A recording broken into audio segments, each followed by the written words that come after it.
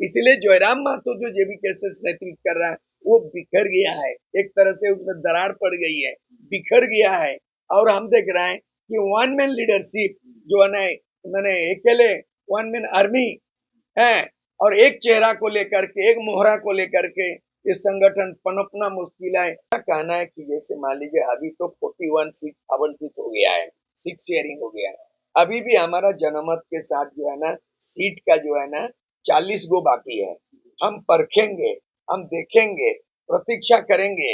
ऐसा तो नहीं कि बीजेपी को बीजेपी ने तोड़ने की योजना किया, सीता को ले आया, गीता को ले आए, ठीक है, चंपा सोरेन को ले आया और उसके बाद लोबिन हेम्ब्र। उस तरह की राजनीति हम बीजेपी से तोड़ के जोड़ के नहीं लेंगे, जेएमएम से तोड़ के जोड़ के। हाँ, जो नया चेहरा है, जो नौजवान है, झारखंड में जो युवा झारखंड है, यानी 60% युवा झारखंड में उनकी भविष्य अंधकार में है।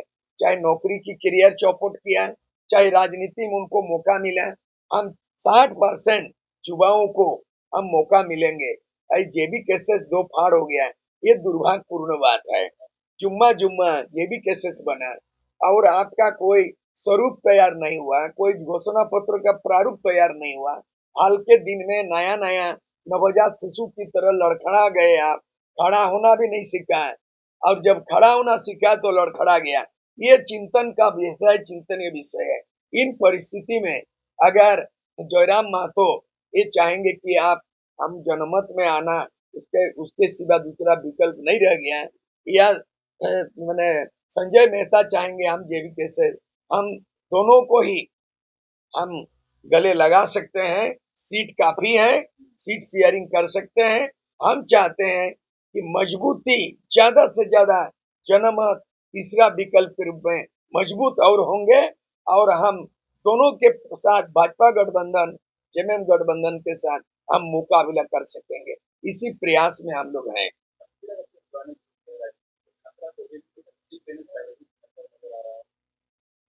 बिल्कुल बिल्कुल, देखिए युवा शक्ति में इनका क्या हो गया ना, पहला तो इनमें युवाओं में जो है ना एक जो एनर्जेटिक जिसको बोलता है, इसमें ऊर्जा शक्ति तो भरमार रहती है, लेकिन पेशेंस, संयम, धीरज, दूसरी बात है इन लोग जो अहम आ जाना, महत्वाकांक्षा बहुत ज्यादा बढ़ जाना, स्वयंभू नेता बन जाना, ये कॉन्सेप्ट राजनीति में नहीं चल पाएगा। अभी एक समय था सिंगल पार्टी की राज चलती थी, पूरे देश में एक पार्टी कांग्रेस हुआ करता था। एक समय 2014 में भी देखेंगे बीजेपी जब आए तो सिंगल दवा किया, लेकिन देखा भारतीय जनता पार्टी जो देश दुनिया का सबसे बड़ा कैडर बेस पार्टी है। पहले कम्युनिस्ट पार्टी हुआ करता था कैडर बेस, आजकल आरएसएस बैकग्राउंड का जो बीजेपी बन गया, थिंक टैंक आरएसएस है, तो इनका कैडर कहा जाता है विश्व में सबसे बड़ा कैडर बेस संगठन आरएसएस और उनकी राजनीतिक दल भारतीय जनता पार्टी है। ये निसंदेह है, इस चीज को लोग जानते हैं, मैं भी मानता हूँ इस चीज को। लेकिन भारतीय जनता पार्टी भी नरेंद्र मोदी जैसे प्रखर प्रवक्ता और एक डायनामिक लीडरशिप, जो ऐसा बेधड़क बोलने वाले, ऐसा आवाज बुलंद करने वाले, 74 वर्षों में भी सिंह की तरह दहाड़ने वाले, तभी ना आज भारत देश में एक नया उभरता हुआ 2014 से लेके तीसरा प्रधानमंत्री बने। मैं उसका तारीफ, उनकी काबिलियत का तारीफ कर रहा हूँ, बीजेपी और केंद्र सरकार के नीति का तारीफ नहीं कर रहा हूँ। लीडरशिप में जो क्वालिटी है बोलने में, ये तो है। उसके तुलना में राहुल गांधी वो भिड़ंत नहीं हो पा रहा है।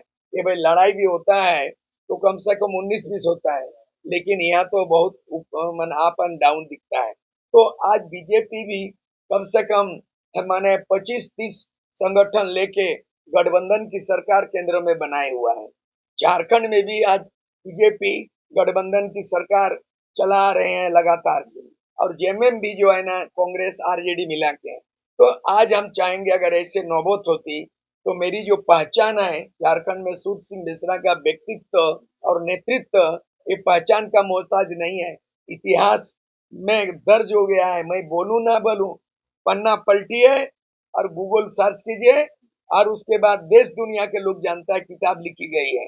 तो बात यह है कि आज जो है ये गठबंधन का ये फॉर्मूला चला हुआ है, इसीलिए जनमत में भी गठबंधन में जोर लगाया हुआ है। जेएमएम भी बिना गठबंधन का अकेले जेएमएम सरकार नहीं बना पाएगी। पिछले 2019 में चुनाव हुई तो गठबंधन के बाद जेएमएम केवल 30 तो सीट जीते और जेएमएम कांग्रेस ये बीजेपी वो केवल 25 जीते। तो आज बीजेपी जैसे केंद्र में पार्टी, डबल इंजन की पार्टी और 17 साल राज किया हो झारखंड में, वो 2019 में केवल 25 सीट में कामयाब होते हैं। और जेएमएम सत्ता में रहने के बाद भी बाप बेटा मुख्यमंत्री तीन तीन बार 6 बार बनने के बाद भी 30 सीट जीतते हैं, तो भी गठबंधन।